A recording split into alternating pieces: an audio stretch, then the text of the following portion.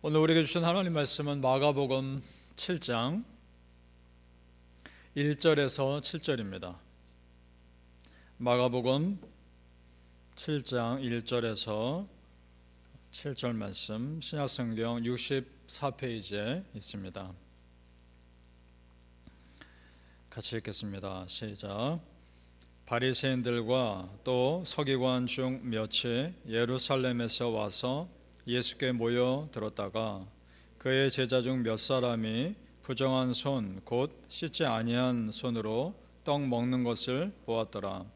바리새인들과 모든 유대인들은 장로들의 전통을 지키어 손을 잘 씻지 않고서는 음식을 먹지 아니하며 또 시장에서 돌아와서도 물을 뿌리지 않고서는 먹지 아니하며 그 외에도 여러 가지를 지키어 오는 것이 있으니 잔과 주발과 녹그릇을 씻음이로라. 이에 바리새인들과 서기관들이 예수께 묻되 어찌하여 당신의 제자들은 장로들의 전통을 준행하지 아니하고 부정한 손으로 떡을 먹나이까? 이르시되 이사야가 너희 외식하는 자에 대하여 잘 예언하였도다. 기록하였으되 이 백성이 입술로는 나를 공경하되 마음은 내게서 멀도다. 사람의 계명으로 교훈을 삼아 가르치니 나를 헛되이 경배하는도다 하였느니라. 아멘. 이 새벽에 예배하시는 애가 우리 성도님들께 함께 하시기를 예수님 이름으로 축복합니다. 아멘. 자, 오늘 마가복음 7장은 누가 진정으로 하나님 앞에서 순수한 믿음의 사람인가에 대한 말씀입니다. 전혀 다른 두 부류의 사람이 마가복음 7장에 나옵니다. 바리새인과 서기관 그 한 그룹, 그리고 전혀 믿을 것 같지 않았던 한 이방인이 등장합니다. 바리새인과 서기관들은 우리 다 알듯이 겉으로 보기에 참 거룩한 사람들입니다. 말씀도 잘 지키고 규칙들도 잘 지키고 겉으로 보기에 나무랄 것이 전혀 없습니다. 자, 그런데 그것이 문제입니다. 말씀을 잘 지키고 규칙을 잘 지키고 하는 것들이 그들을 교만하게 만들었다는 겁니다. 무슨 말이냐?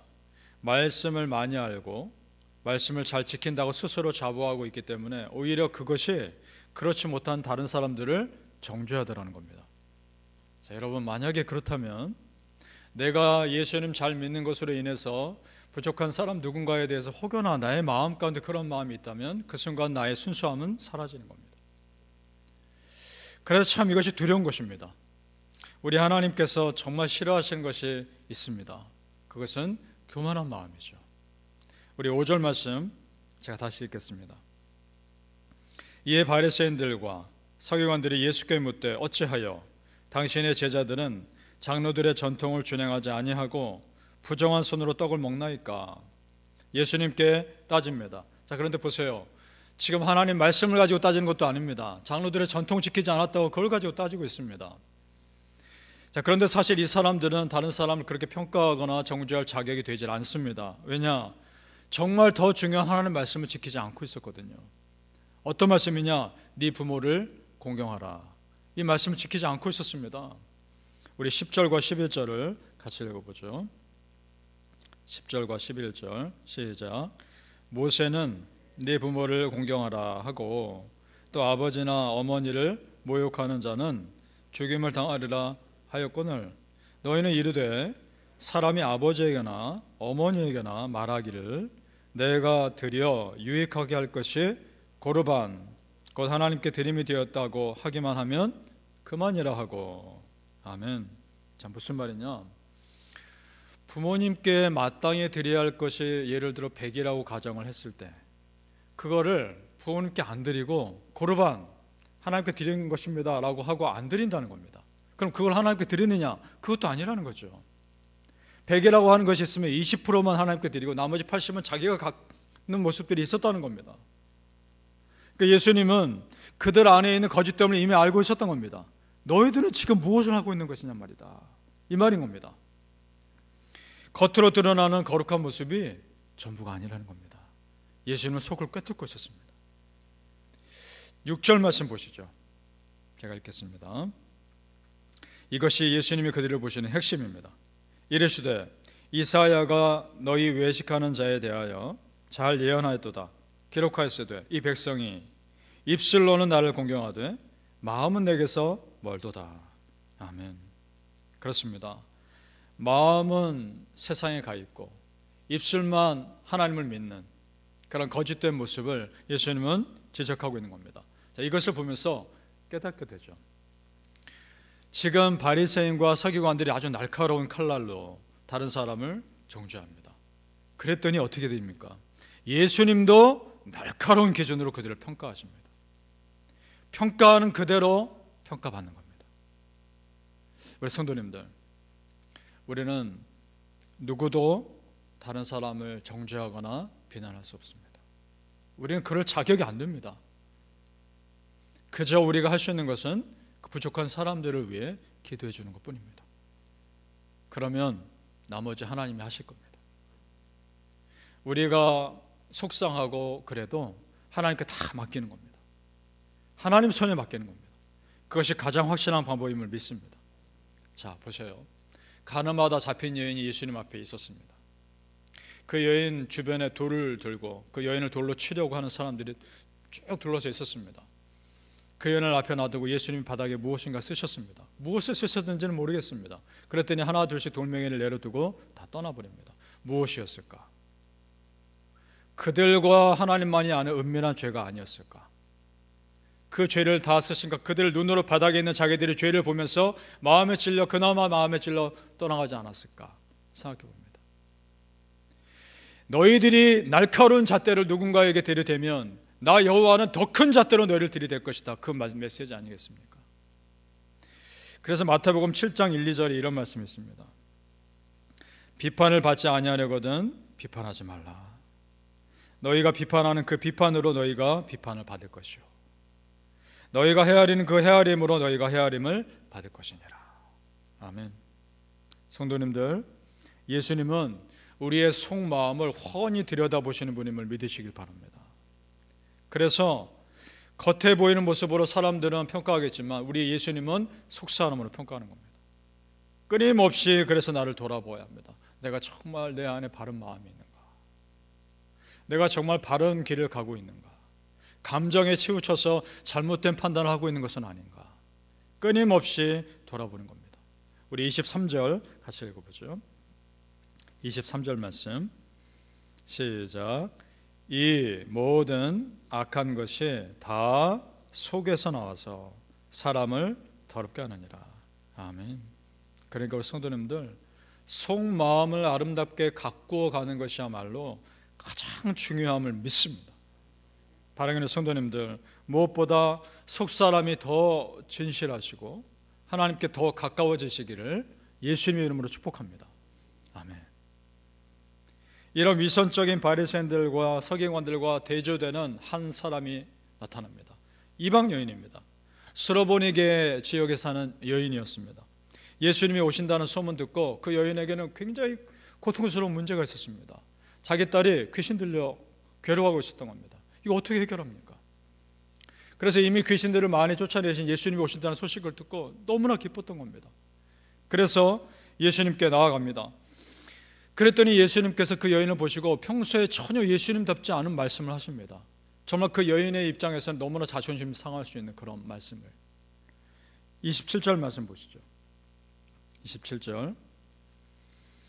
예수께서 이르시되 자녀로 먼저 배불리 먹게 할지니 자녀의 떡을 취하여 개들에게 던짐이 마땅치 아니하니라.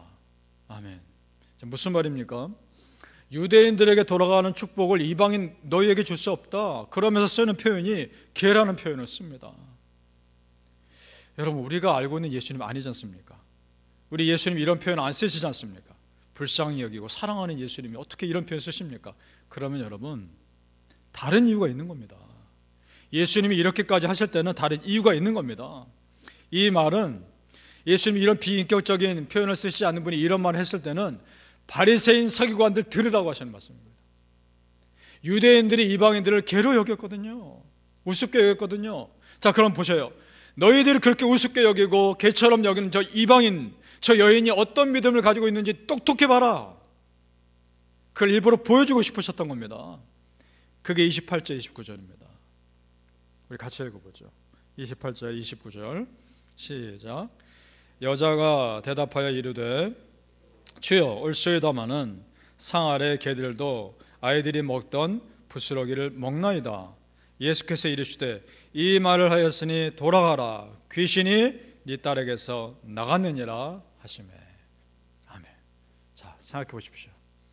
이 여인이 부스러기도 먹습니다라고 말할 거를, 그런 대단한 믿음의 고백을 할 것을 예수님이 모르셨을까요?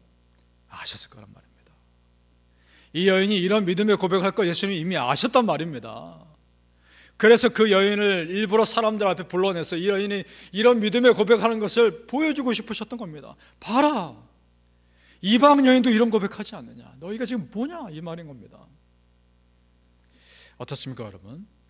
거룩해 보이는 바리새인과 서기관들 속에는 하나님을 속이고 사람을 속이는 거짓이 있었고, 거룩해 보이지 않을 것 같은 이방 여인의 속에는 예수님의 권위를 인정하고 말씀을 그대로 다 받아들이는 순수함이 있었습니다. 하나님이 과연 누구를 더 사랑하실까요? 예수님 믿지 않는, 당연히 믿음 없는 유대인이 아니라 그 안에 진심으로 예수님을 믿는, 말씀 믿는 이방 여인을 사랑하지 않았겠습니까? 여러분, 보이는 겉사람보다 보이지 않는 속사람의 영적 상태가 훨씬 더 중요함을 믿습니다. 그래서 바울 사도가 우리에게 영적인 도전을 하는 말씀이 있죠. 고린도 후서 4장 16절에 이런 말씀이 있습니다. 그러므로 우리가 낙심하지 아니하노니 우리의 겉사람은 낡아지나 우리의 속사람은 날로 새로워지는도다. 아멘. 이 말은 내가 정말 진실하게 예수님 믿는 사람이라면 내 속이 날마다 새로워져야 한다는 도전입니다. 그러실 수 있기를 바랍니다. 우리가 사람이기 때문에 속마음이 다운되고 속마음이 세상 것으로 가득 찰 때가 있죠. 그럴 때가 있습니다. 그러나 여러분, 그것을 훌훌 털고 다 털고 다시 새롭게 시작하자. 다시 말씀으로, 다시 은혜로 새롭게 시작하자 결단하는 겁니다.